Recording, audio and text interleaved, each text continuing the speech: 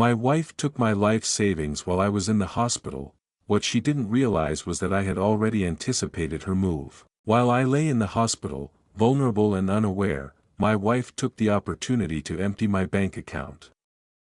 "I have earned this after all that I have given to you," the message conveyed. I responded with a simple thumbs up. Upon my release the next day, I found myself not returning home.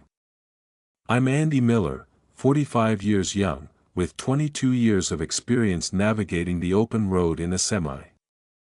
It wasn't a life of luxury, yet it provided for her and allowed Laura to maintain a way of living she never truly valued. For weeks, a gentle pressure had settled in my chest, lingering and persistent.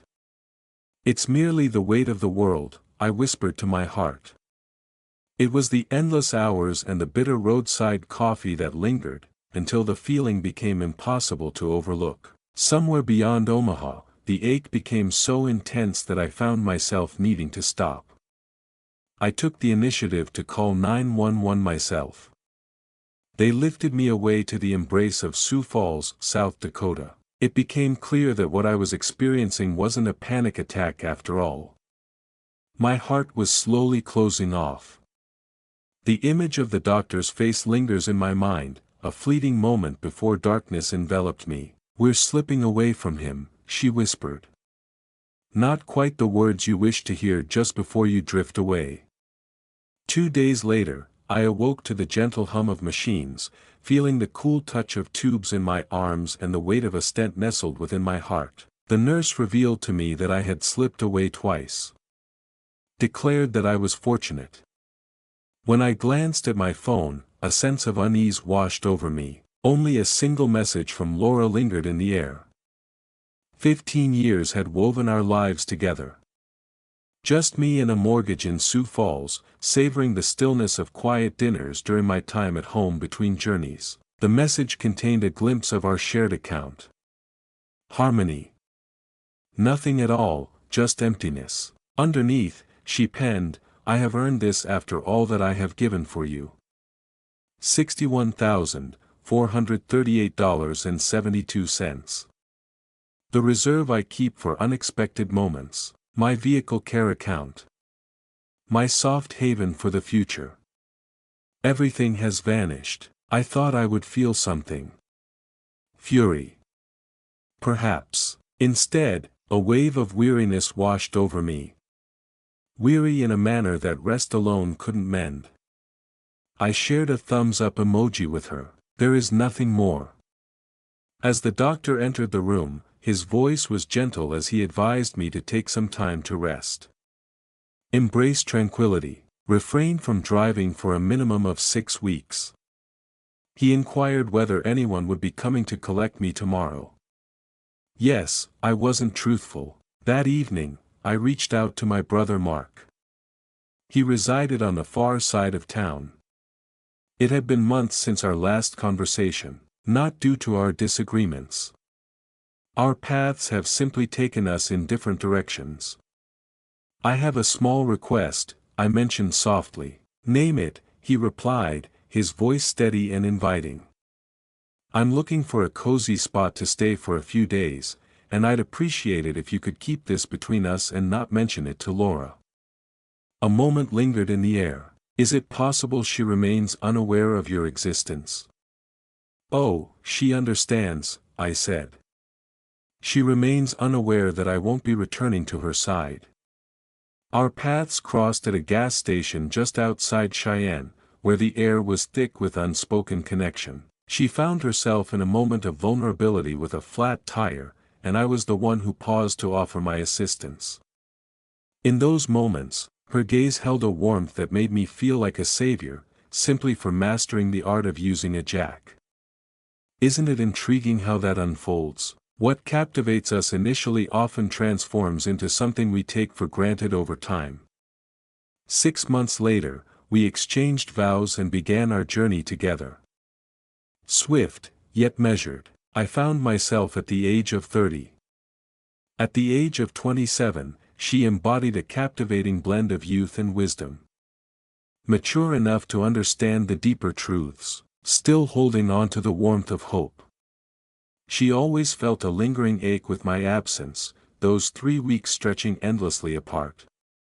Yet the allure of wealth was undeniable, and she reveled in the pleasures it afforded her. I would reach out each night, no matter where the road took me.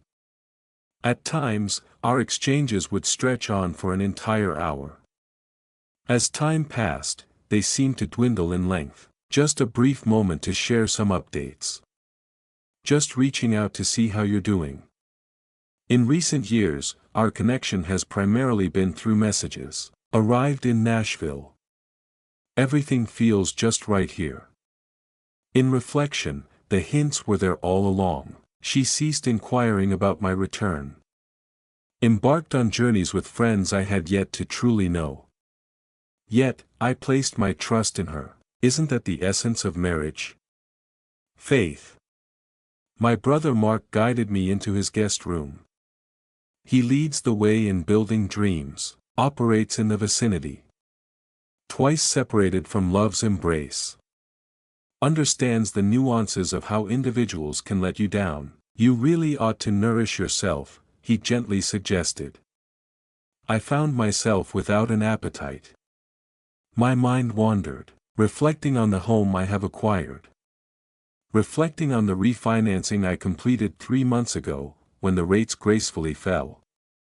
Laura mentioned she was occupied and unable to attend the signing, so I took it upon myself to manage it alone. Let it be solely in my name, as my credit score is more favorable. She didn't even inquire about the paperwork. There was also the medical power of attorney I had arranged last year. Bright child. She took great care to ensure that everything was perfectly arranged. Is Laura aware of your presence here? Mark inquired softly as he offered me a sandwich. Not at all, I replied softly. And we'll hold on to this feeling for a while longer. Did she truly take it all? I responded with a gentle nod. What will you choose to do? I savored the first bite of the sandwich. It lacked any discernible flavor. I'm going to take a moment to unwind and find some peace. Instructions from the healer. Yet, that night, slumber eluded me. I found myself gazing at the ceiling, lost in the memories of those fleeting moments when Laura felt so far away, glancing at her phone discreetly beneath the table. Transforming the keys to your digital world. Transferring funds between accounts to embrace more favorable interest rates. I had been unaware. Yet, that is no longer the case. On the 3rd day of my stay at Mark's, a message from our neighbor Simon arrived, stirring a gentle curiosity within me. I've missed your presence. Is everything all right? Laura has a visitor tonight. I wanted to share something with you. I lingered in that moment for what felt like an eternity. No reply was given. Allow it to envelop you completely. As the afternoon sun began to dip, I found myself in the car with Mark, the gentle hum of the engine accompanying our quiet journey to the bank. Not the familiar branch where Laura and I were recognized, but the central office in the heart of downtown. Requested a conversation with a specialist in fraud. I shared the text message along with the screenshot.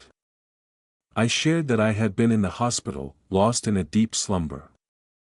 The withdrawals occurred without my awareness or agreement. The woman behind the desk maintained a calm, composed demeanor, exuding an air of professionalism.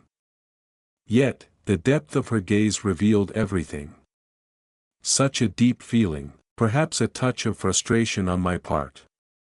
Mr. Miller, we have the opportunity to embark on a delicate inquiry into potential deceit. However, considering that it's a shared account and your wife has equal access, it might be challenging to. I see what you mean, I interject softly, yet, I feel a deep desire to explore it regardless. She nodded softly, her fingers gliding over the keyboard with a gentle grace. We will require documentation from the hospital that verifies your stay, especially the records detailing the moments when you were unable to respond or aware. It's absolutely fine. It's important to understand that if this escalates, the authorities may need to step in. My gaze lingered on her. I understand. As we made our way back to Mark's, we paused for a moment to fill up the tank. I remained in the car as he filled up the tank. As I gazed through the windshield, I observed a father with his 2 children, sharing a moment of joy as they selected ice cream from a nearby convenience store. Life flows around me, a gentle rhythm of existence. Is there something you desire? Mark inquired. I gently shook my head, a soft sigh escaping my lips. Once we returned to his space, I found myself making 3 phone calls. First, I reached out to my dispatcher, sharing my need for an extended medical leave. Next in line was the credit union where I maintained a modest business account for my independent contracting endeavors. Third, to a friend of Mark who practices law. I seek clarity about my position, I shared. With the home, with the finances, with it all. Daniel, the lawyer, consented to a meeting the following day. I set the phone down and opened my laptop, feeling a gentle anticipation in the air. Gained access to accounts that Laura was unaware of. She explored the status of investments that had never crossed her mind. Not that I was concealing anything from her, but rather because she had never expressed curiosity about the mundane aspects of our finances. As I was immersed in my task, a new message arrived, this time from Laura. Where have you wandered off to? Your truck is missing from the depot. Did they mention that I stopped by? I remained silent. Andy, this is utterly absurd. Your absence is felt too deeply to simply vanish. We should have a conversation about this. I gently set the phone aside. Mark cast a glance from the kitchen, his gaze lingering for a moment. Is she reaching out? Indeed, will you be responding? I gently shut my laptop, savoring the quiet that followed. Not at this moment. That evening, I strolled through the enchanting streets of Mark's neighborhood. The night was clear, with stars twinkling softly, their light breaking through the city's glow. For the first time since the hospital, a gentle ease settled in my chest. At least not in a tangible sense. During that walk, a profound understanding washed over me.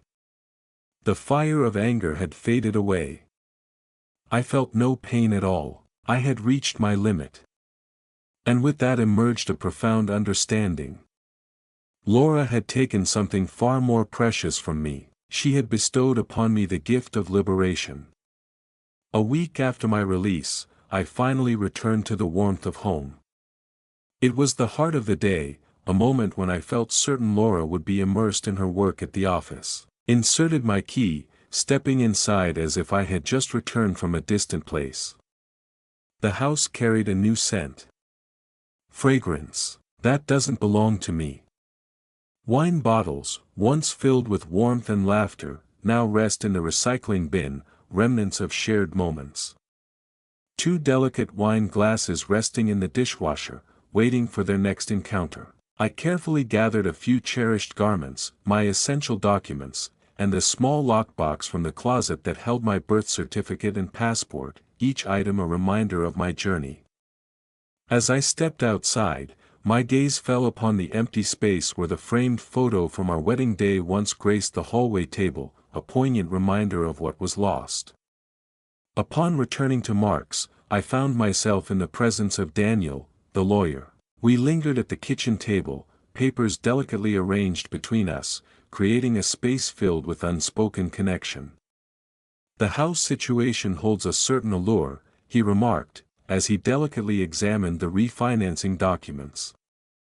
Considering that you refinanced solely in your name with that medical clause, and in light of your recent cardiac event, you have a compelling argument for sole possession. What about the funds she acquired? Daniel's expression darkened. That presents a delightful challenge. Joint accounts often signify a shared bond of ownership. However, he gently tapped a finger on the bank statements, noting that her decision to clear it out during your time of medical incapacity might suggest a breach of trust toward someone in a vulnerable position. particularly given that you possess records indicating that these were mainly your gains. I inclined my head in agreement. What if I desire to end this union? South Dakota embraces a fair approach to distribution. Considering the situation, I believe we can create a persuasive argument that leans towards your advantage. He collected the scattered papers, each one a whisper of thoughts waiting to be shared. I will create some preliminary documents. For now, please refrain from reaching out to her.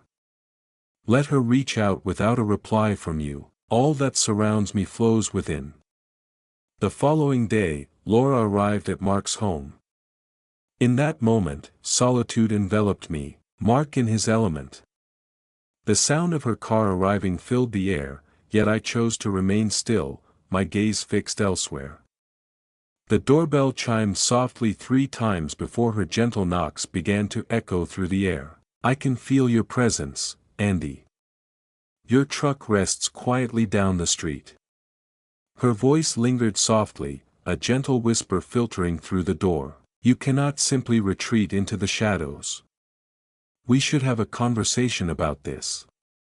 I remained completely motionless in the living room, reminiscent of a child lost in the thrill of hide and seek. At last, the gentle tapping faded into silence. I believed she had gone, until the soft vibration of my phone interrupted the silence. I regret the situation regarding the money. Frustration coursed through me. There has been a palpable distance between us for months now.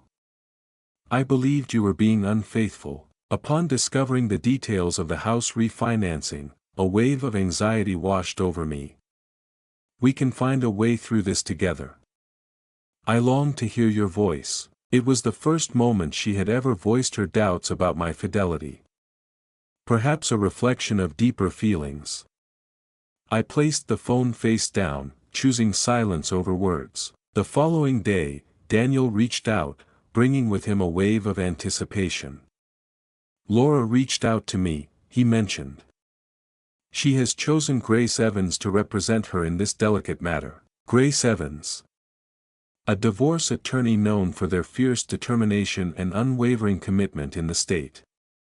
Renowned for pursuing all that captivates the heart. Homes, savings for the golden years, anticipated income. What does that signify for us? I inquired.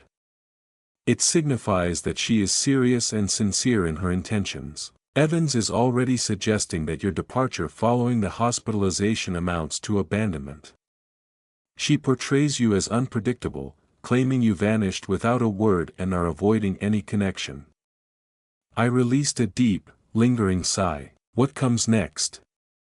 Now we embrace this moment.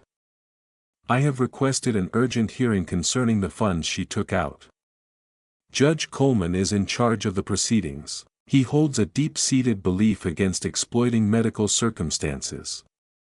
After the call ended, I found myself lost in thought, gazing at the wall for what felt like an eternity. Then I reached out once more, to my beloved niece Ava. I sought her assistance with a particular matter. That evening, I found myself gliding past our home. Laura's car rested in the driveway, accompanied by a sleek black Audi that caught my eye, unfamiliar yet intriguing. I made my way around the block, feeling the anticipation build, before turning back towards Mark's place. As I stood in the driveway, my phone buzzed with a message from an unfamiliar number. This is the enchanting Grace Evans. I am here on behalf of Laura Miller. Any additional observation of my client will be recorded as an unwelcome intrusion. Every exchange should flow through the appropriate legal pathways. There was a gaze upon me, lingering and intense. I found myself captivated by their presence, and now the barriers had fallen away. 2 weeks after that initial encounter with Daniel, we found ourselves facing the day in court. Urgent session concerning the retracted finances. Laura stood alongside Grace Evans, both adorned in elegant suits that accentuated their presence. I adorned myself with the singular tie that belonged to me. The one I held close in my truck for those unforeseen moments of farewell along the journey. Judge Coleman was a distinguished figure, his white hair framing a face that held the wisdom of years, while reading glasses rested delicately at the tip of his nose. He examined the documents with a calm demeanor, his gaze drifting momentarily to Laura and then to me.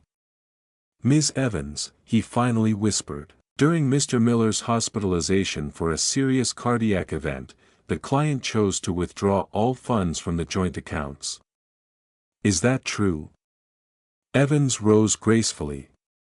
"Your Honor, my client was fully entitled to access those shared funds. Moreover, Mr. Miller had recently taken steps to refinance their shared home solely in his name, unbeknownst to Mrs. Miller, an act we believe marked the beginning of a troubling financial betrayal." The judge set aside his glasses. "At this moment, my focus isn't on the house, counselor. I'm inquiring about when the withdrawal will take place. Did your client know that Mr. Miller was in the hospital when she accepted the money?" Laura leaned in close, her voice a soft murmur as she shared a secret with Evans. Evans softly cleared her throat. "Indeed, Your Honor, my client was enveloped in profound emotional turmoil, convinced that her marriage was reaching its conclusion. She took steps to safeguard her financial well-being." The judge gently adjusted his glasses, a moment of quiet contemplation passing through the air. In a moment of stillness, as Mr. Miller lay unresponsive, the act of shuffling papers felt like a quiet farewell to the life he once knew, a poignant reflection on the end of his marriage. "I am placing a hold on the funds while we await the next steps in this matter. Access to these funds shall remain unavailable to either party until the resolution of ownership is established in the divorce settlement." It wasn't a total triumph, yet it prevented Laura from indulging further. As we exited the courtroom, Laura made an attempt to draw closer to me. Evans gently restrained her with a touch on her arm, but just before that, Laura whispered, "Andy, please. There are depths to this that remain beyond your grasp." I moved by, my gaze averted from her presence. Outside, Daniel felt a deep sense of contentment. This is merely the dawn of something beautiful. Now we embark on a journey of exploration. Revelation, the moment when everything is unveiled and laid bare. A week later, Daniel invited me to his office. Upon my arrival, he had a folder prepared, anticipation lingering in the air. "There's something here," he murmured, gently pushing it across the desk. Within the envelope lay a bank statement from an account that felt unfamiliar, stirring a sense of curiosity and intrigue. The name that caught my eye was Laura's. The total amount stands at $127,340.56. "From where did this arise?" I inquired. "Your niece discovered it." Ava's internship at the credit union downtown opened her eyes to new perspectives. This account was established a year and a half ago. Consistent contributions, each gracefully falling just shy of $10,000.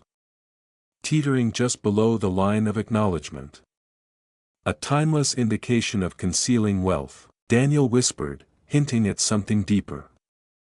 "The deposits beautifully correspond with your journey ahead.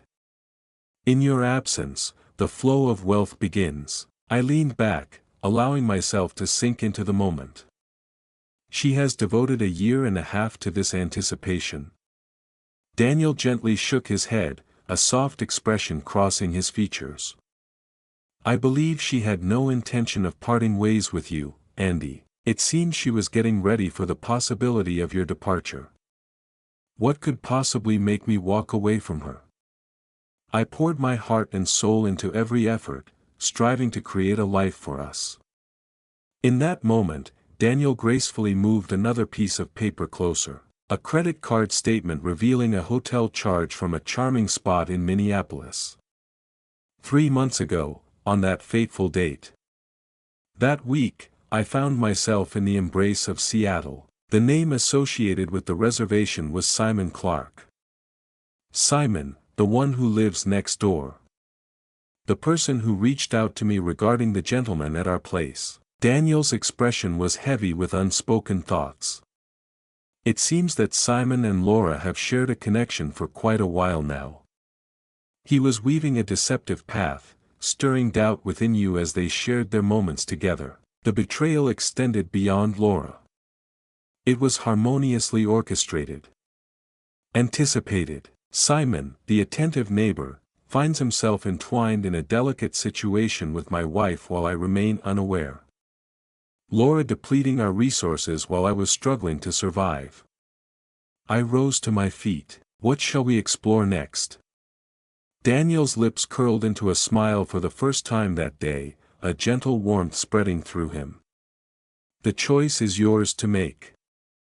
Yet, if I found myself in your position, I would ensure they both feel the weight of their choices, lingering in the shadows of their regret. For the next month, I found solace in Mark's home, nurturing my body back to health as Daniel diligently crafted our case.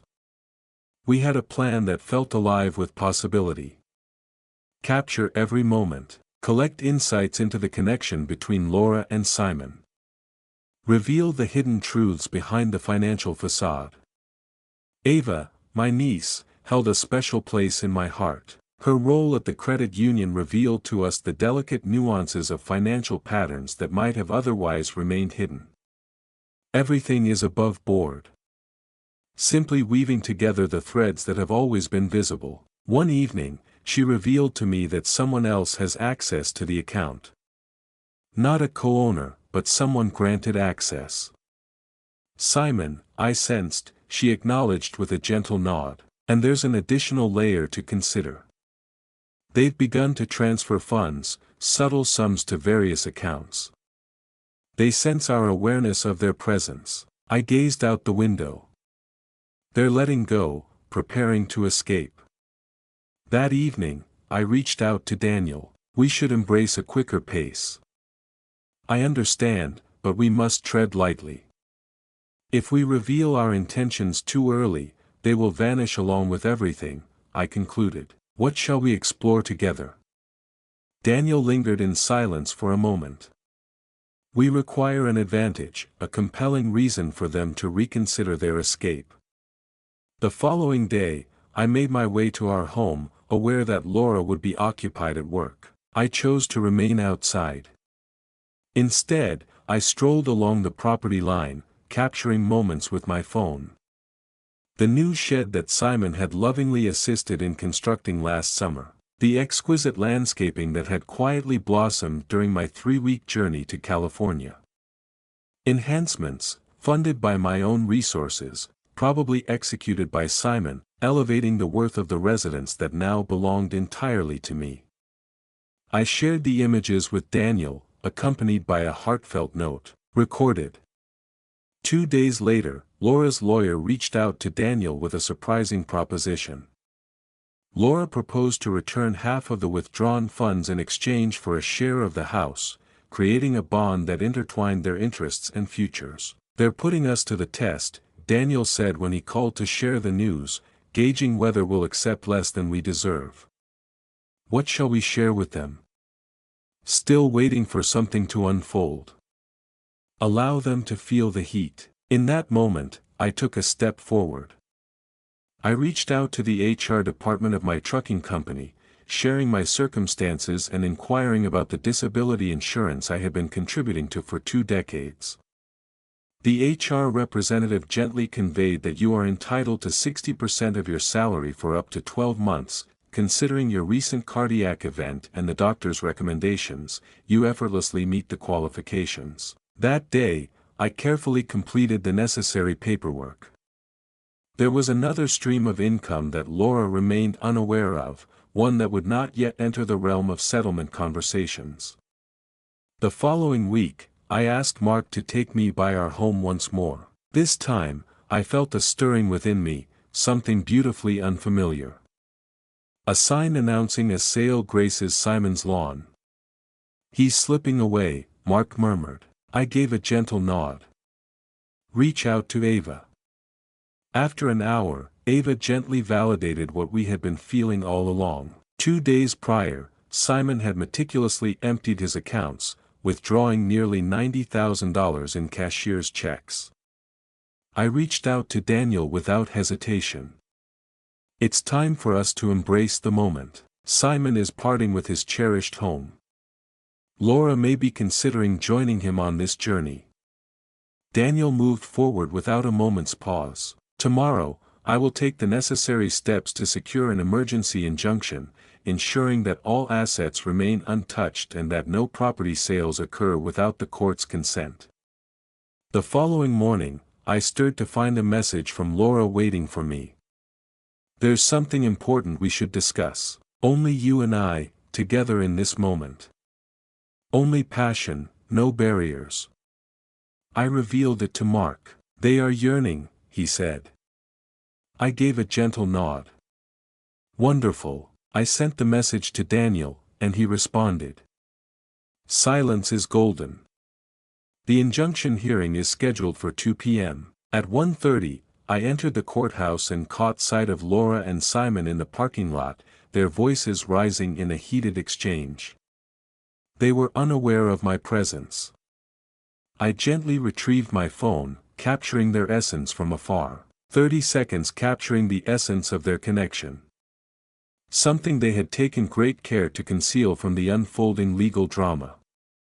Within the space, Daniel lingered, anticipation hanging in the air. I shared the video with him.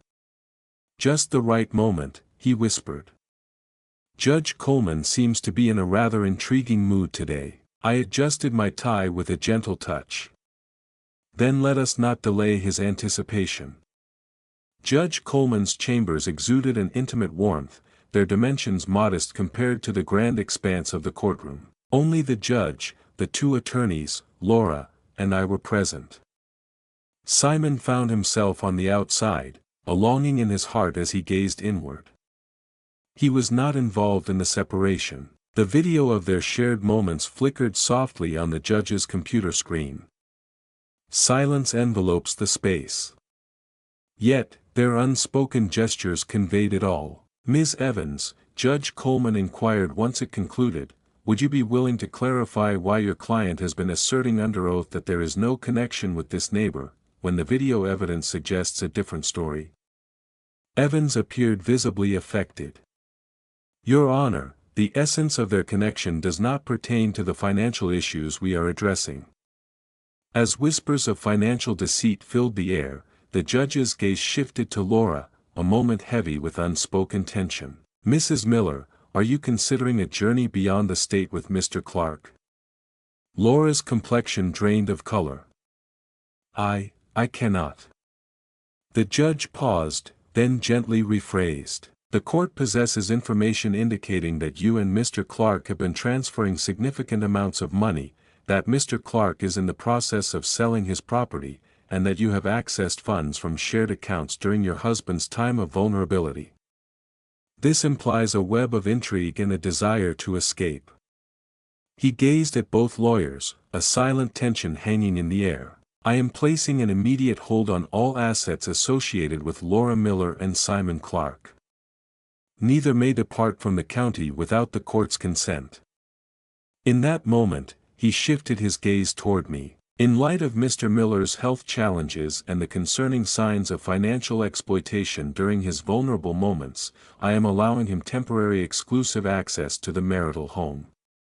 Laura let out a soft, breathy sound. Your Honor, Evans began, but the judge raised a hand, signaling for silence. The court regards the mistreatment of a medically vulnerable partner with the utmost gravity, Counselor. Consider yourself fortunate that I am not suggesting any serious consequences at this moment. Daniel collected his papers, making an effort to conceal the warmth of his contentment. As we departed, Laura's gaze met mine, stirring something deep within. For the first time, I sensed a deep vulnerability there.